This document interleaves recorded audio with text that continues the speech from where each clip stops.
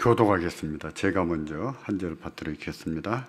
그러므로 형제들아, 내가 하나님의 모든 자비하심으로 너희를 구원하노니 너희 몸을 하나님이 기뻐하시는 거룩한 산 제사로 드리라.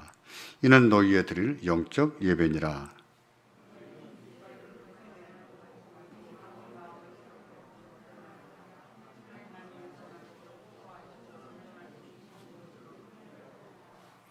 내게 주신 은혜로 말미암아 너희 중 각 사람에게 말하노니 마땅히 생각할 그 이상의 생각을 품지 말고 오직 하나님께서 각 사람에게 나눠주신 믿음의 분량대로 지혜롭게 생각하라.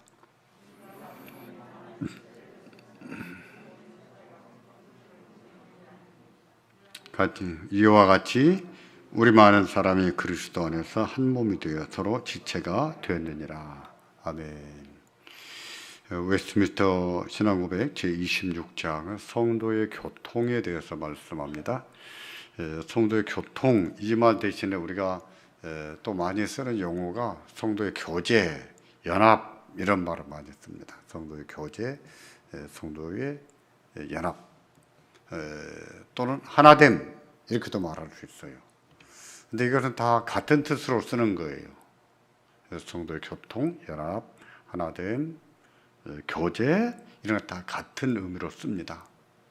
그런 점에서 우리가 성도의 교제 그러면 딱 떠오르는 것이 무엇이죠? 성도의 교제. 그럼 뭐가 가장 많이 떠오릅니까? 친목입니까? 같이 밥도 먹고 차도 한잔하고 같이 놀러도 가고 그런 것인가요? 그런 것도 포함됩니다. 포함되는데 그거는 뭐 순위로 따지면 제일 뒤에 있는 문제예요. 순위로 따지면. 그리고 어떤 시대에는 그런 교제, 친목의 교제는 할 수가 없는 시대도 있었어요. 할 수가 없는 시대. 그럼에도 불구하고 교회는 교통하는 것이 연합이 되는 하나가 되고 성도 교제가 있다 이렇게 말하거든요. 그러니까 우리는 성도의 교제 그러면 친목, 밥 먹고 뭐 놀러 가고 이런 것이 많이 떠오르지만 그거는 성도의 교제 가운데 극히 일부 제한적이다 하는 것을 먼저 알아야 되겠습니다. 성도의 교통, 성도 간의 교통이거든요. 이것은요 먼저 우리가 그리스도와 연합이 됐을 때 성도 간의 연합이 되는 거예요. 다시 말해서 예수님은 아예 주로 영접하지 않은 사람은 다른 성도와 밥을 같이 먹을지라도 성도의 교통이 될까요? 안 될까요? 그건 안 되는 거예요. 성도의 교통에서 가장 중요한 문제는 뭐냐면 기본 전제가 뭐냐면 우리와 누구? 그리스도가 하나가 됐다. 교제가, 교통, 연합. 그리스도께서 우리의 머리가 되시고 우리는 그 몸이 됐다. 이게 먼저 전제가 돼야 돼요. 그게 안 돼 있는 사람은 성도 간의 교제, 교통이 될 수가 없는 거죠. 그래서 성도의 교통을 말할 때 제일로 중요한 것은 그리스도와의 교통입니다. 여러분 받으신 유인물을 보겠습니까? 성도의 교통은 그리스도와 교통의 결과이다. 이랬죠? 맞아요. 그리스도와 교통이 돼야 성도 간의 교통도 된다. 그 뜻인데 성도는 먼저 그리스도와 영적으로 교통하고 이어서 성도 간의 영적으로 교통이 된다. 그랬습니다. 그러므로 성도 교통은 교회 성도 간에 서로 대화하고 함께 식사하는 일반적인 친교보다 훨씬 더 깊고 영적인 의미가 담겨 있는 거예요. 영적인 의미. 그러니까 기본적으로 먼저는 우리가 하나 한 교회가 된다, 한 몸이 된다 라고 했을 때는 누구 하나가 돼야 됩니까? 예수님과 하나 돼야 돼요. 그런 성도들이 함께 하나가 되고 그런 것이 원리가 있다 하는 것을 말씀드리는데 그 그리스도와의 교통에 대해서 설명을 합니다. 2번 그리스도와의 교통은 무엇인가? 교회는 머리 대신 그리스도에게 성령과 믿음으로 연합되어 있다. 중요한 단어입니다. 성령과 믿음으로. 하나님은 우리에게 성령을 부어주심으로 그리스도와 연합이 되게 하시고, 그 성령을 부어주심으로 우리 마음에는 뭐가 생겨요? 믿음. 그 믿음으로 연합이 되는 겁니다. 그리스도를 믿지 않는 자는 비록 교회 멤버십을 가지고 있고 교회 직분을 가지고 있다고 해도 그리스도와 연합이 안 되는 것이죠.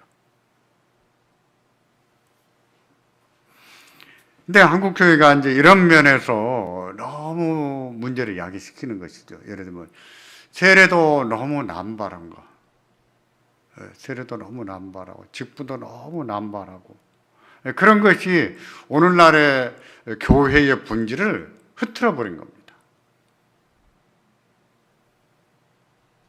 교회를 보면 교회답다, 하나님의 교회다, 이런 생각이 별로 안 드는 것이죠.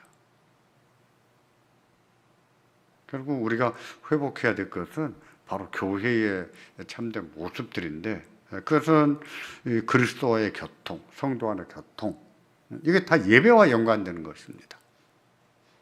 그게 됨으로 인해서 교회의 본질을 회복할 수 있거든요. 그래서 예배 요소가 뭐냐 하고 말할 때 말씀, 기도, 찬송, 또 뭐가 있을까요? 성도의 교통이 들어가요. 그럼 이게 밥 먹고 또 이렇게 여담하고 뭐 이런 것일까요? 아니에요. 우리는 예배를 통해서 우리 모두가 그리스도를 머리로 하는 한 몸이라고 하는 것을 확인하는 겁니다. 지금은 신종 코로나로 인해서 우리가 다 모이지를 못하잖아요. 이제 이게 앞으로는 교회 본질을 또 파괴시키는 요인이 되겠구나, 이런 생각이에요. 영상을 보면서도 열심히 예배하는 사람들이 있지만, 그래도 예배당에는 못 가지만 시간에 지켜서 나도 충실히 교인이다, 이런 마음을 가지고 예배하는 분들이 있지만, 어떤 분들은 크리스찬에 예배하지 않고 그냥 자고 싶은데 자다가 일어나면은 눈 비비고 영상 한번 틀어서 영상 예배 드리고, 그렇게 함으로 나는 예배 드렸다, 이렇게 생각하게 되는 것이죠. 물론 그렇게 해서라도 하나님 앞에 예배는 할 수 있겠죠. 그러나 예배의 본질, 성도의 본질, 교통, 이런 것들은 조금 더 가질 수가 없는 거예요. 그래서 문제구나, 이렇게 생각이 드는 거예요. 그래서 할 수만 있으면 자꾸 모여야 됩니다. 교회가 역사적으로 볼 때 예배당 건물을 갖게 된 것은 2세기 후반이라고 해요. 그러니까 서기 160년, 170년, 190년, 200년 돼가면서 예배당 갖기 시작했다고 해요. 그전에는 공동묘지에서도 모이고, 공동묘지라고 해서 우리가 이런 공동묘지가 아니라 로마인들은 땅 속에다가 묘를 썼거든요. 땅 속에 미로가 있고, 미로 양쪽으로 흙을 파서 거기다가 사람을 이렇게 안장하고 그 막았습니다. 그렇게 해서 그 땅 속에 미로 가운데 이렇게 모여서 예배를 드리고, 핍박이 왔을 때도 얼마나 위험했겠어요. 근데도 모였더라고요. 프랑스 위구노들, 프랑스의 개혁교회 교인들을 위구노라 그러거든요. 그럼 위구노들도 그랬어요. 들에 가서 모이는데, 근데 예배드리러 가지 않고 놀러 가는 것처럼 하기 위해서 그때 사람들은 들에 가면서도 복장을 최고로 잘 짚은 거예요. 저 사람들 놀러 가는구나, 시선을 다른 데 돌려서. 근데 그렇게 해서 예배를 또 드리고 흩어지고 이렇게 했던 거예요. 중국도 마찬가지입니다. 중국이 지금 어마어마하게 교회를 탄압하잖아요. 뭐 경제 탄압도 이제는 생겨났습니다만은, 그러기 전에, 다시 말해서 등소평 개혁 개방을 하기 전에 중국은 가정교회가 있었습니다. 가정교회는 그야말로 몰래 모여서 드린 교회예요.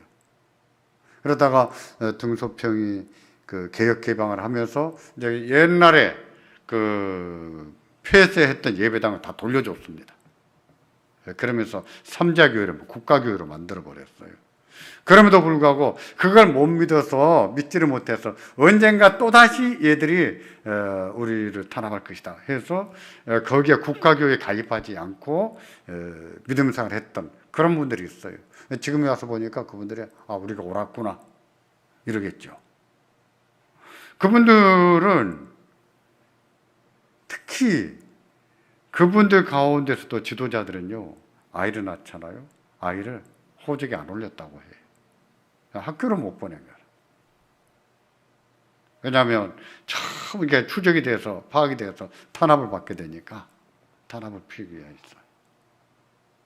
있어요. 그런 탄압을 받는 가운데서도 교회는 모였거든요. 모여놓으니까 교회가 하나님 말씀을 가르쳐주고 예배가 이루어졌고 성도 간에 교통이 이루어진 거예요.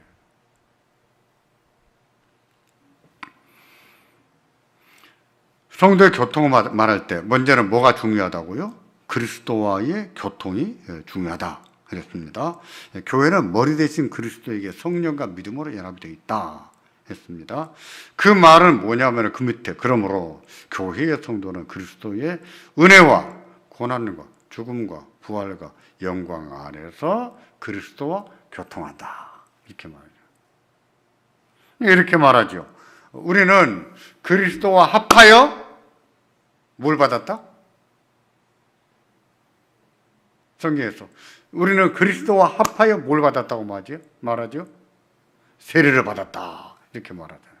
그래서 세례의 의미로서 뭐예요? 그리스도와 함께 죽고 그 다음에 함께 살고 여기에서 함께라고 하는 말이 교통을 의미하는 거예요. 연합이 돼가지고 하나가 돼가지고 이 말이 그겁니다. 교회의 성도는 그리스도의 은혜와 고난과 죽음과 부활과 영광 안에서 그리스도와 교통한다. 그러니까 우리끼리의 친목 이런 것이 아니라는 것이죠. 그리스도와의 교통은 뭐라고 설명하냐면은 먼저 신비의 교통이다 이렇게 말합니다. 그러니까 교회와 그리스도가 연합이 되어 있는 것은 아주 신비로운 얘기예요. 이것은 이성적으로 또는 자연계에서 찾아볼 수 있는 그런 것이 아닙니다. 성경은 모든 교통을 훨씬 초월하는 하나님의 큰 신비라고 고백한다. 그리스도와의 교통을 큰 신비. 그래서 에베소서 5장 30절부터 32절에 보면 이런 말을 씁니다. 우리는 그 몸의 지체니 우리는 그 몸의 지체이니라. 이러므로 사람이 부모를 떠나 그 아내와 합하여 그 둘이 한 육체가 될지니 이 비밀이 크도다. 그러면서 이렇게 말해요. 내가 그리스도와 교회에 대하여 말하노라. 이렇게 말합니다.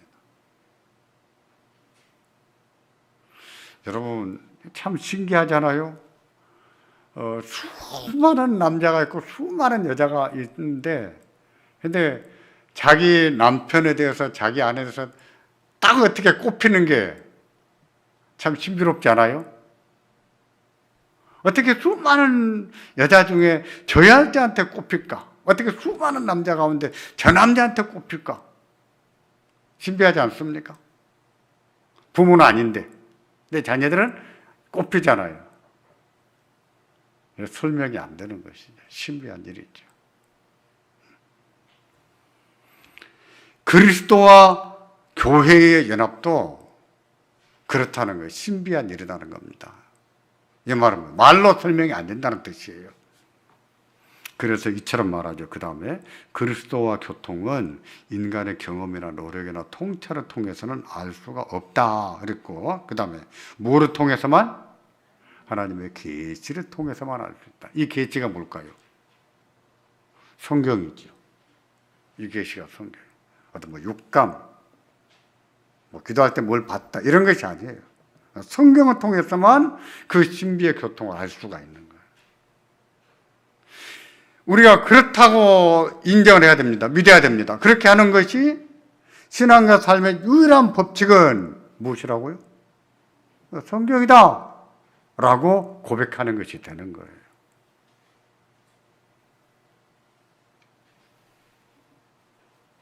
저는 여러분들이 개인적으로 꿈을 꾸고 꿈에 꾸면서 안 좋은 꿈을 꿨다. 조심해야겠다. 그렇게 생각하는 건 옳다고 생각해요. 저도 꿈을 꿉니다. 안 좋은 꿈을 꾸면 조심해야겠다 라고도 생각하고, 하나님 제가 시험에 들지 않도록 지켜주세요 라고도 기도합니다. 근데 자기가 꿈에 무엇을 본 것이 성경 말씀보다 더 권위가 있고 그것이 성경 위에 있는 것처럼 생각하면 옳은 거예요? 잘못된 거예요? 잘못된 거예요. 그거는. 근데 그렇지 않더라고요.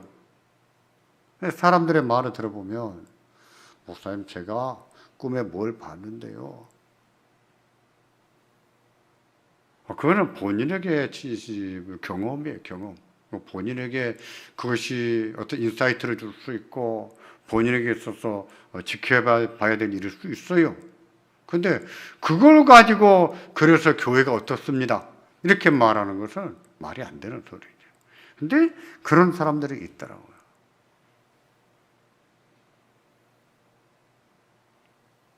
제가 그걸 보면서 느끼는 그런 겁니다. 도대체 목사들이 뭘 가르쳐 놔서 교인들이 저렇게 신앙생활을 할까? 그러면 어쩔 거예요? 저 사람 나는 꿈에 이렇게 봤다. 저 사람 나는 꿈에 이렇게 봤다. 누가 맞는 거예요, 그럼?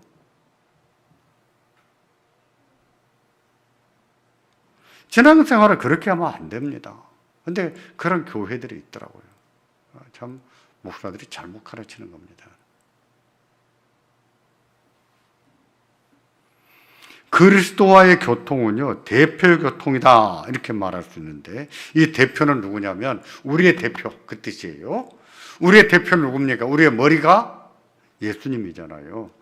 근데 이것은 은혜 언약이고, 행위 언약에서는 누구가 됩니까? 우리의 대표가 아담이 됐죠.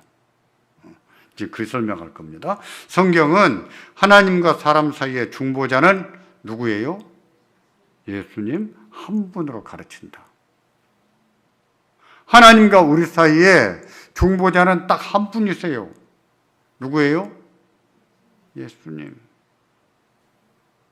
근데 요즘은 그런 거 본 지 오래되었습니다. 저희 청년 때는 전봇대에다가 구예수 이렇게 써붙인 사람들이 있었어요. 자기가 예수라고 막 이렇게. 하여튼 그때는 자기가 예수라고 주장한 사람 한 9명 있었던 것 같아요. 그런 말은 들어볼 가치가 없는 것이죠. 왜 그렇습니까? 하나님과 사람 사이 유일한 중보자는 한 분뿐이세요. 누구? 예수. 아담은 행위 언약 하에서 모든 사람의 대표였는데, 그와 같이 은혜 언약 하에서는 모든 성도의 대표는 누구시다? 예수님이시다. 그리고 그리스도와의 교통은 생명의 교통이다. 생명의 교통. 이것도 기억해야 됩니다. 성경은 비유로 표현할 때 그리스도와 성도를 뭐로 비유하냐면, 뭐에다 비유하냐면은 포도나무와 가지들. 그 다음에 머리와 몸의 지체, 몸. 또 남편과 아내. 이렇게도 비유해요.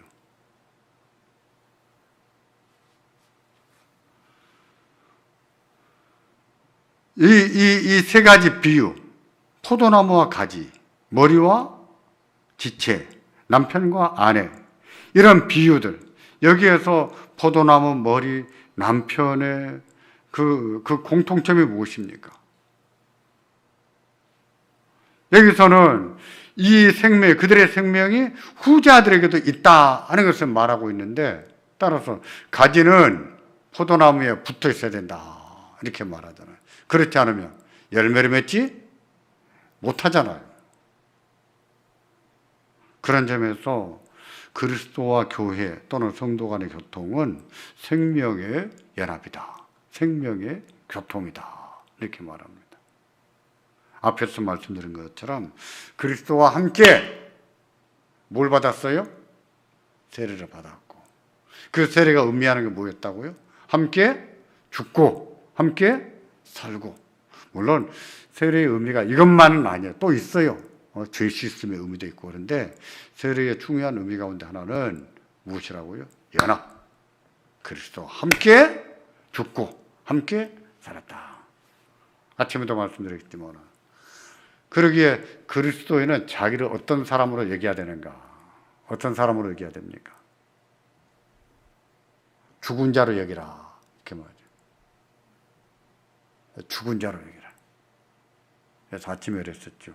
그리스도는 어떤 사람이냐? 날마다 죽는 사람이다. 죽는 것만큼 하나님의 뜻을 따라 살 수 있다. 그런 거예요.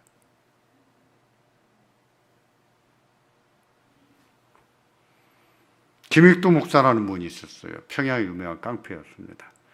선교사님들이 김익도한테 많이 당했던 모양이에요. 평양 시장 사람들도 장에 서면은 김익도가 와서 그렇게 행패를 부려서 김익도 때문에 장사를 못하겠다 그랬답니다. 김익도가 어느 날 예배당에 불도 질러버렸어. 불 질러버렸어. 그런 김익도지만 하나님이 회개시켜서 그도 나중에 예수를 믿고 또 평양 신학교 가서 졸업해서 목사가 됩니다. 근데 그러기 전에 평양에서 그런 얘기 있었다고 합니다. 김익도가 변했대. 김익도가 사람이 됐대. 변했대. 그랬답니다. 사람들이 믿을까요? 안 믿을까요? 안 믿는 거예요. 그래서 어떤 사람이 정신이 나간 거예요. 그랬다가 김익도 성질 나면 어떻게 하려고 김익도 오는 것을 보고 물 한 바가지 팍 끼쳐버렸답니다. 그때 김익도가 물만 딱 닦아내고 성질을 안 부리고 가더랍니다. 그러면서 이렇게 말했다고요. 옛날 김익도는 죽었습니다. 그렇게 말했다고요. 성경이 그렇게 가르쳐요. 그리스도인은 자기를 죽은 자로 얘기해야 된다. 옛사람이 죽어야 된다는 뜻이죠. 옛사람이 죽지 않으면 하나님의 뜻을 이루지를 못합니다. 하나님의 뜻을 따라 살지를 못해요. 아침에도 제가 하는 말씀 드렸습니다만, 교회에 어려움이 생기니까 하나님보다 사람들이 더 앞장서지요. 하나님보다 사람이 앞장서요. 자기 성질이 하나님보다 앞서고 그렇게 되더라고요. 그러니까 내 기질은 하나님의 형상입니다. 하나님 주신 형상. 지 성질이지 그게 하나님이 주신 형상이에요. 그건 죽어야 될 성질이지 하나님의 형상이 아니에요. 하나님의 형상이 무엇입니까? 의와 거룩과 의와 거룩이죠. 의와 거룩.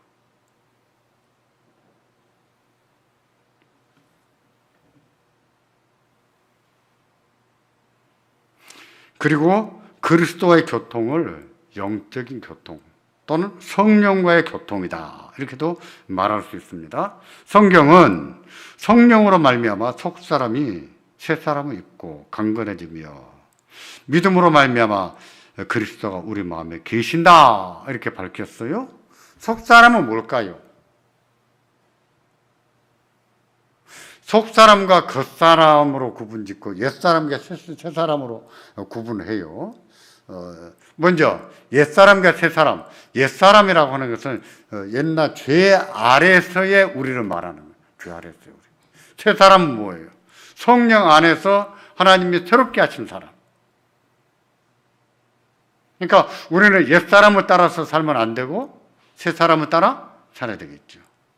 그럼 겉사람은 뭘까요? 겉사람과 속사람. 겉사람은 뭐겠습니까?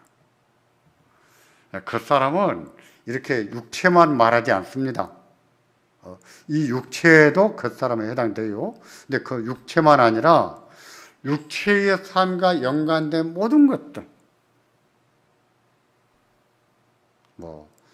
가정이 됐던, 직장이 됐던, 재물이 됐던, 그래서 부자가 됐던, 육체와 관련된 이런 모든 것을 다 가리켜서 겉사람이라고 합니다. 속사람은요? 속사람은 무엇인 거 아니? 우리가 거듭날 때 하나님이 우리 안에 창조하신 사람, 새 사람이에요. 하나님이 창조하신 사람, 속사람이에요. 그러니까 이렇게 말하죠. 우리의 겉사람은 후패하나, 날로 후패하나, 우리 겉사람은 후패하나, 우리의 속은, 이 속이라 말했을 때는 속사람이에요. 우리의 속은 날로, 어떻다고요? 새롭다! 그랬죠. 겉사람은 후패한다는 것은 뭡니까? 겉사람은 후패한다. 그 말은 뭘까요? 겉사람은 후패한다는 얘기는요, 우리 겉사람이 육체가 약해진 것도 후패하는 거예요. 자꾸 늙어가는 것도 후패하는 거예요. 또 우리 하는 일이 잘 안 되는 것도 후패하는 거예요. 사업이 망했다 다 후패하는 거예요. 우리의 겉사람에게는 그런 일이 일어날 수 있죠. 근데 그런 일이 일어난다고 해도 우리의 속은 어떻다고요? 새롭다 그랬어요. 그러므로 그런 것을 당했을 때 우리는 힘은 들겠지만 그렇다고 해서 너무 낙심해서 믿음이 없는 자처럼 되지 않아야 됩니다. 하나님이 안 계신 것처럼 행동하지 않아야 돼요. 욥이 그렇잖아요. 욥도 겉사람이 후패했잖아요. 재산이 그냥 다 날아가 버려. 자식들이 열이 다 죽고 온 몸이 그냥 벌레가 득끓고 그렇게 됐잖아요.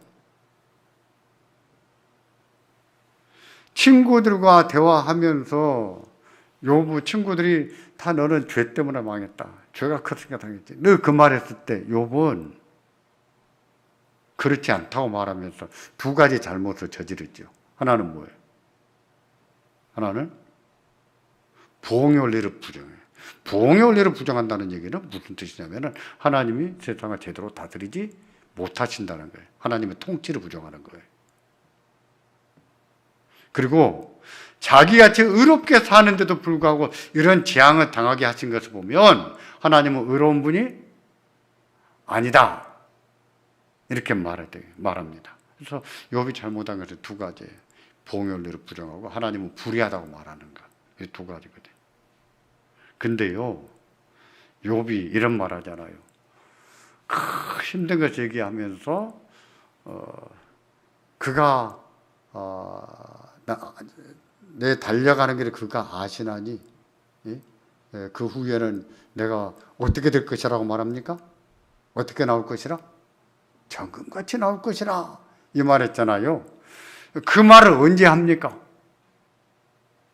그 말을 이렇게 힘들어하면서 얘기해요. 잘 생각해 보십시오. 자기는 지금 친구들과 싸우면서 하나님이 제대로 통치를 못해서 제가 이렇게 당합니다. 하나님은 의로운 분도 아니세요. 어떻게 의인들에게 이렇게 당하게 합니까? 그런 말을 하면서도 욥은요, 그러나 내 가는 길을 그가 아시나니 내가 무엇과 같이 정금같이 나올 것이다. 이렇게 말하잖아요. 그 말은 뭐예요? 자기가 이렇게 막 고뇌하면서 힘들어하면서도 누구를 의지하고 있었어요?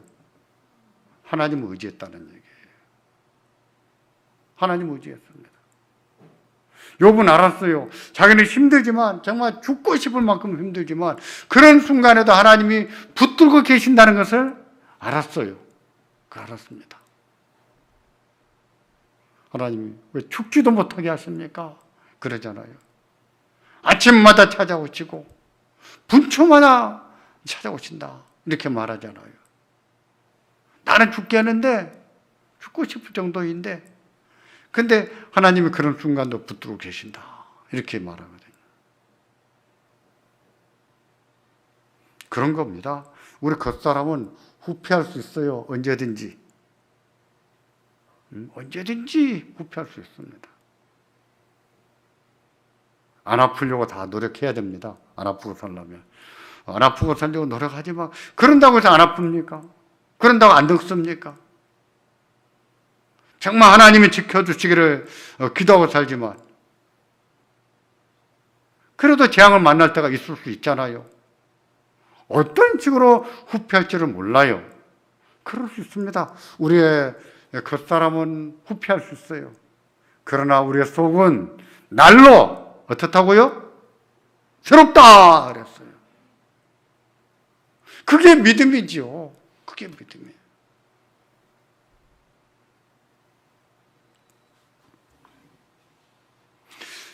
다시요. 성령의 교통입니다. 성경은 성령으로 말미암아 속사람이 새사람이 있고 강건해지며 믿음으로 말미암아 그리스도가 우리 마음에 계신다 이렇게 가르쳐요. 성령으로 말미암아. 그러니까 하나님이 우리에게 은혜를 주신다라고 했을 때 뭘 통해서 주신다고 말합니까? 성령과 말씀으로 은혜를 주신다 이렇게 말하죠. 성령은요, 그리스도의 신격과 한 본체예요. 예수님에게는 인성도 있잖아요. 인성도 있는데 성령은 인성 안에 거하세요. 다시요. 이거 조금 어려운 얘기가 있어요. 어려운 얘기예요. 하나님은 삼위일체의 하나님이시잖아요. 삼위일체라고 했을 때 제일 많이 강조해야 될 것은 우리는 삼위 이것을 강조합니다만은 삼위보다도 더 강조할 것이 일체입니다. 일체. 그러니까 하나님은 몇 분이시다? 한 분이시다. 근데 이거 신경 안 쓰면 신학 교수도 글 쓰는 거 보면은 성부, 성자, 성령 세 분 하나님이 이런 글을 쓰기도 해요. 그러니까 이분들이 그렇게 생각해서가 아니라 그냥 글을 쓰다 보니까 이제 세 분, 마치 하나님이 한 분이 아니라 세 분인 것처럼 글을 쓰게 돼버릴 수 있는데 실수한 것이지요. 글쓰기를. 하나님은 몇 분이세요? 한 분이에요. 삼위일체에서 강조될 것은 일체예요. 이제 칼빈은 이렇게도 말합니다. 일체 삼위 이렇게 말할 수 있으면 좋겠다. 일체가 강조해야 된다는 거예요. 한 분이다. 한 분 하나님이 삼위로 존재하신다. 이렇게 해야 하면 이제 강조를 합니다. 그런데 성부와 성자와 성령 하나님이 한 본체시잖아요. 그래요. 근데 그 성령, 성자 하나님이 인간으로 오셨잖아요. 그래서 성자 하나님에게는 이성 인격이 있죠. 한 인격 안에 신성과 인성이 있잖아요. 그죠? 그 중에 신성은 성부와 성령과 더불어 한 본체세요. 한 본체. 근데 성령 하나님은 예수님 안에 뭐가 있어요? 예수님의 인성이 있으니까 성령 하나님은 예수님의 인성 안에 거하시는 거예요. 복잡하지요. 이제 간단하게 설명합니다. 여러분 생각해 보세요. 예수님은 성령을 받았을까요? 안 받았을까요? 예수님은 성령을 받았습니까? 안 받았습니까? 네? 받았지요.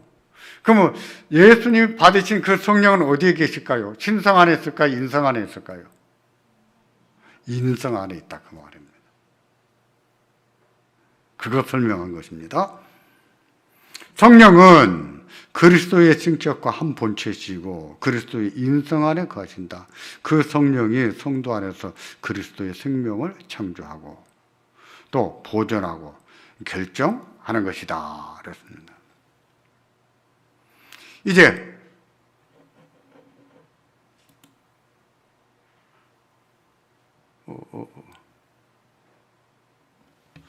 성도 간의 교통을 보겠습니다. 성도 간의 교통. 우리가 관심 많은 것은 이거죠. 성도 간의 교통. 우리가 성도 간의 교통을 한다라고 했을 때는 여기서 말하는 세 가지. 1번, 차이를 통한 교통. 성도 간에 다 차이가 있잖아요. 다르잖아요, 다. 그 다른 것을 인정하는 가운데 교통하는 것. 두 번째, 예배를 통한 교통. 세 번째, 신령한 봉사를 통한 교통. 네 번째, 물질적 봉사를 통한 교통. 네 가지 면에서 성도 간의 교통을 하는 것입니다. 무엇이라고요? 첫째, 뭘 통해서? 차이. 그러니까 우린 다 사람들이 다 달라요. 성격도 다르고 뭐 가진 지식도 다르고 생각도 다 달라요. 그런 다른 점을 인정하는 가운데서 교통하는 것이다. 이게 아니라는 거죠. 저 사람이 나와 똑같아야 되는 것이 아니에요. 그런 것을 바라면 안 됩니다. 저 사람이 자기하고 성질이 똑같기를 바래. 그런 거 바라면 안 돼요. 두 번째는 예배 안에서, 예배를 통해서 교통해야 돼요. 그래서 앞에서 말씀드렸지요. 예배의 요소 가운데 하나가 무엇이라고요? 성도의 교통이다 했죠. 세 번째로 신령한 봉사를 통해서 교통해. 우리는 서로 봉사함으로 같이 교통할 수 있고, 또 물질적인 봉사를 통해서 교통할 수 있고. 조금 더 자세히 살펴보겠습니다. 차이를 통한 교통. 이건 뭐냐면은 서로 다른 능력과 지식과 유용성으로 모든 목표를 통해서 교통해야 된다. 무슨 말이냐면 우리는 각자가 서로 다른 능력을 가지고 있고 지식을 다 가지고 있어요. 그러나 다 유용함이 있을까요? 없을까요? 다 있어요. 다 예수님께 필요한 사람들이에요. 하나님이 왜 저런 사람을 선택하셨을까? 왜 저런 사람을 구원하셨을까? 이렇게 말하면 될까요? 안 될까요? 안 되지요. 이건 하나님의 섭리를 부정한 것이지요. 하나님은 다 필요해서 이 사람도 저 사람도 하나님이 기뻐하신 사람들을 부르신 거예요. 그러니까 우리는 그런 차이가 있을 수밖에 없어요. 나와 다르다고 해서 하나님이 저 사람을 선택하신 것이 아닐 거야. 아침에 말씀드렸죠. 그렇게 생각하는 것은 교만이죠, 교만. 그 다음에 성도 간 교통을 하더라도 개인적인 차이가 사라지지 않는다. 그렇잖아요. 부부가 결혼한다고 해서 개인적인 성격 차이가 다 없어집니까? 아니죠. 마찬가지예요. 능력과 유용성과 지식이 서로 다르다. 그런데 오히려 그 차이, 다시 말해서 그 다른 점 때문에 성도 간의 교통을 통해서 몸을 온전히 이루어 나가는 거예요. 이것을 가지고 고린도서는 뭐라고 얘기하냐면 다 손이겠느냐? 다 발이겠느냐? 어떤 사람 몸이 다 손뿐이에요. 이건 뭡니까? 온전한 몸이에요? 아니잖아요. 정상적인 게 아니잖아요. 다 머리가 돼보세요. 다 코가 돼버리세요. 어찌 됩니까? 정상이 아니죠. 다른 것들을 서로 다르지만 그 다른 것들을 이렇게 연합함으로 인해서 온전해진다. 그런 것처럼 교회도 그런 거예요. 하나님은 다양한 사람들을 부르십니다. 그 다양한 사람들을 서로 부족한 부분을 채우기 위해서 주의 몸을 온전히 이루어 나가시는 거예요. 그러니까 교회는 다양한 사람이 있어야 됩니다. 우린 좀 힘들 수 있어요. 특히 성질이 별난 사람들은 더 힘들 수 있어요. 근데 하나님의 섭리는 그거예요. 서로 다른 사람을 부르세요. 다양한 사람을 불러서 그들을 서로 보충해서 주의 몸을 온전하게 이루어 나가십니다. 그게 하나님의 섭리예요. 그게 교회예요.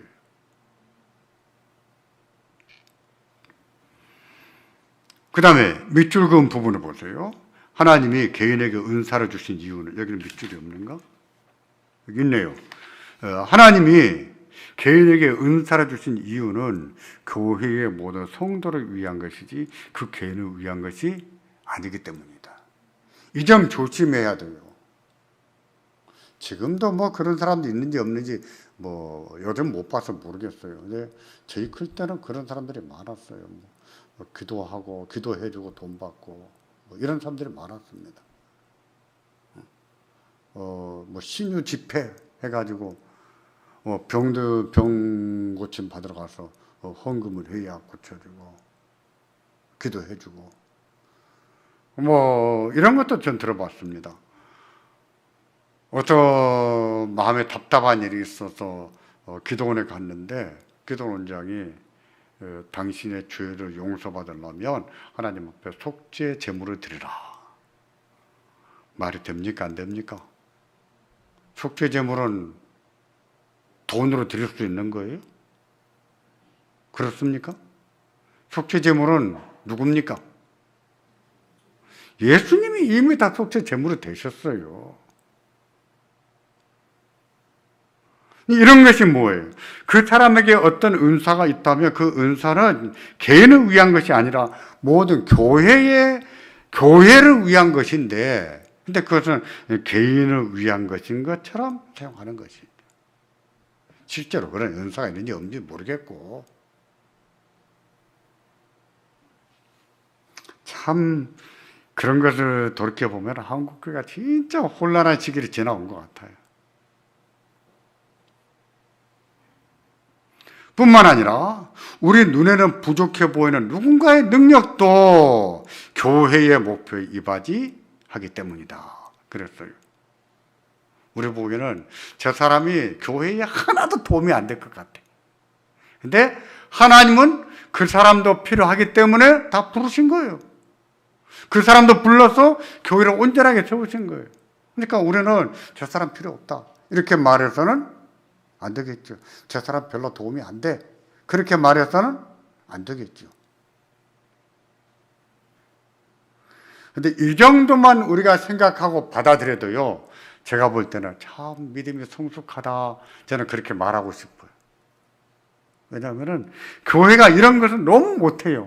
좀 다른 것을, 나와 다른 것을 참 좀 받아들이고, 맞아, 저런 부족한 저런 부분이 있기 때문에 우리가 한 몸이 더 돼야 돼. 그렇게 생각해야 되거든요. 근데 나와 다른 것을 잘 용납을 안 하고 잘 안 받아들이고 못 받아들이고 이런 것을 볼 때 참 미숙하다 이렇게 말할 수 있는데, 그런 것을 보면 이 말씀처럼 이렇게만 그 차이를 받아들일 줄 알아도 얼마나 성숙하냐 말이에요. 제가 그랬다니까요. 전에 주은혜 교회 임시당회장 갔을 때 주은혜 교회 부목사님이 담임 목사가 됐어요. 이번에 위임이 됐습니다. 근데 그 전임자가 위임 투표를 앞두고 사임해 버렸어요. 위임받을 자신이 없었는데 사임을 해 버렸습니다. 제가 임시당회장 가니까 그 교회 은퇴 장로님이 저보고 그래요. 그 목사님은 설교할 때 맨날 노트북이 아니라 이거 뭐 이렇게 태블릿만 쳐다보고 설교한다고 그 얘기를 해요. 그래서 제가 그 후임자한테 물었습니다. 이제 부목사 되신가 담임 목사 되는 분한테, 야, 너는 교인들의 얼굴 보면서 설교하냐, 태블릿 보고 설교하냐? 그 장로님은 그거 가지고 얘기하더라. 그랬더니 목사님, 저도 태블릿 보고 설교해요. 이거 어쩔래? 장로님 또 그런 얘기 하던데, 야, 좀 용감하게 해라. 교인들 얼굴도 쳐다보고 고쳐봐라. 그만큼 안 하려고 하는 분위기가 적지 않았어요. 근데 그 교회 장로님들이 이렇게 교인들을 설득을 시키는 거예요. 목사님이 설교를 못하면 우리가 설교 학교로 보내드립시다. 그래서 우리가 설교 잘하는 목사님으로 만들어 드립시다. 우리가 더 기도하고 우리 목사님에게 이렇게 힘을 실어주면 우리 목사님도 잘할 수 있고, 이 원고만 쳐다보던 것도 고치고 우리 얼굴 쳐다보면서 설교할 수 있을 거예요. 장로님들이 이렇게 설득해가지고 그 부목사님이 담임 목사가 됐습니다. 제가 세상에 이런 장로님들도 계시나 그렇겠다니까요. 오죽했으면 동작중앙교회 장로님들을 보고 좀 주은혜 교회 장로님들을 보고 배우라고 그렇게 말했겠어요. 정말 성숙한 사람들이에요. 차이점을, 다른 점을 존중하고 인정하고 그 부족한 부분도 나에게 필요하다는 것을 받아들일 줄 아는 것이 얼마나 큰 믿음입니까? 얼마나 성숙한 거예요. 그래야 됩니다. 교회는 능력자만 필요한 게 아니에요. 능력이 없는 사람도 필요한 거예요. 두 번째, 예배를 통한 교통이 있습니다. 주일에 함께 예배하며 교통해야 된다. 이것은 대면 예배를 말해요. 어떤 이들은 유형의 교회에 가입하지 않고 예배를 드릴 수 있다고 주장합니다. 그러니까 앞으로 이런 사람 많아질 거예요. 나무교회 아무 교회나 들어가가지고 영상 예배 다운받아 이렇게 예배할 수 있겠죠. 그래 된다라고 생각할 수 있는데 그건 아니라는 것이죠. 그러니까 영상으로 예배를 들어도 다 괜찮은 것처럼 지금 어쩔 수 없이 우리가 차선책으로 하는 것이지. 그리고 몸이 불편하지 않다면 나오는 사람들만 나올 것이 아니라 그동안 안 나오는 사람도 자꾸 나오셔야 돼요.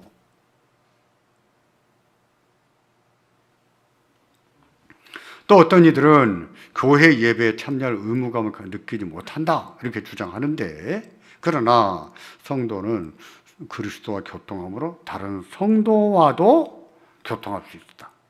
즉 주일 예배에 함께 예배해야만 성도 간의 엄숙한 의무관계가 맺어진다는 것이죠. 그래서 같이 모이는 게 중요한 거예요. 같이 예배하는 거예요. 이제 지금 같은 시대가 많이 가버려서요. 지금 앞으로 인식을 바꿔버리면, 생각을 바꿔버리면, 나도 예수 믿습니다. 나는 교회 안 다닐 뿐이지. 나도 영상 예배 드립니다.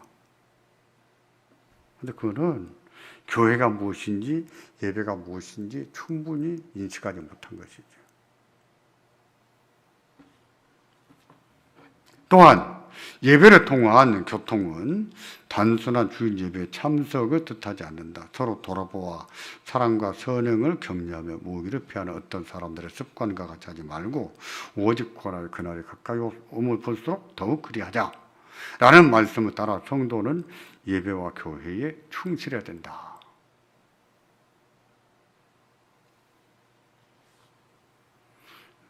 예배를 드렸으니까 우리는 한 몸이 됐다가 아니죠. 서로 돌아보고 사랑과 선행으로 서로 격려도 하고, 맞아요. 찬송 부르고 기도 끝날 것이 아니라 이것도 필요한 거예요.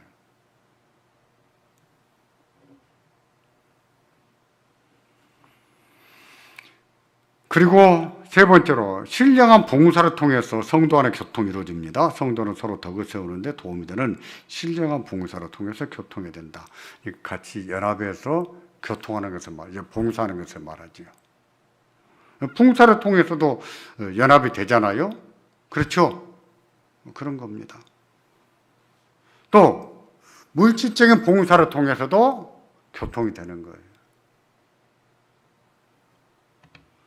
믿는 사람이 다 함께 있어 모든 물건을 서로 통용하고, 한 사도행전에 있었던 그 교회의 경우를 말하고 있는데, 통용하고 라는 말씀 따라 성도는 각자 능력에 따라 물질로 서로 도우며 교통해야 된다. 이것은요, 교회가 헌금을 통해서도 성도들을 돕는 데 써야 된다. 그것도 의미하지만 우리는 교회에다 헌금했으니까 나는 할 바 다 있다 이렇게 생각하면 안 됩니다. 교회에다가 헌금해서 교회는 어려운 사람들 돕고 이렇게 해야 되지만, 개인적으로도, 그 외에도 개인적으로도 어려운 사람들을 돕는데 자기 물질을 통해서도 도와야 되는 거예요. 그렇게 함으로 성도 간의 교통을 이루어 나가는데, 이런 것도 물질적 봉사를 통한 교통이다 라고 말합니다. 하지만 이 말씀에 오해하지 않도록 조심해야 돼요. 그것은 뭐냐면은, 그런데 이 말씀을 성도가 모든 재산을 공동으로 소유하라는 뜻으로 오해하는 경우가 있다. 옛날에 오대양 사건 기억나십니까?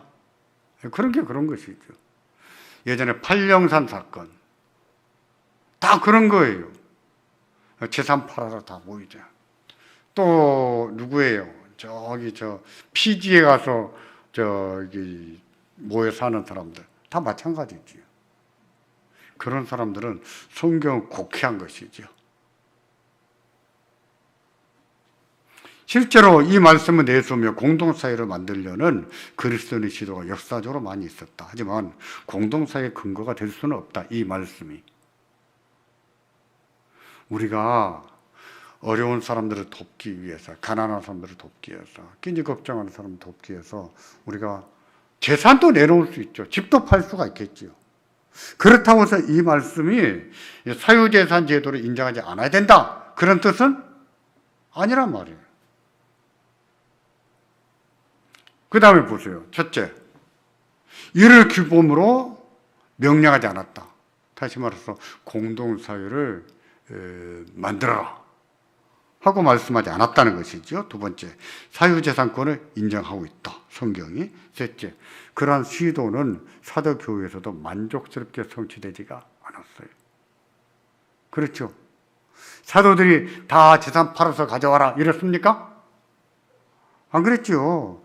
그러지 않았는데 자기가 재산을 팔아서 어떤 사람 돕겠다, 그 마음을 가지고 시작을 했는데 하고 보니까 갑자기 아까운 마음이 들어간 것이죠.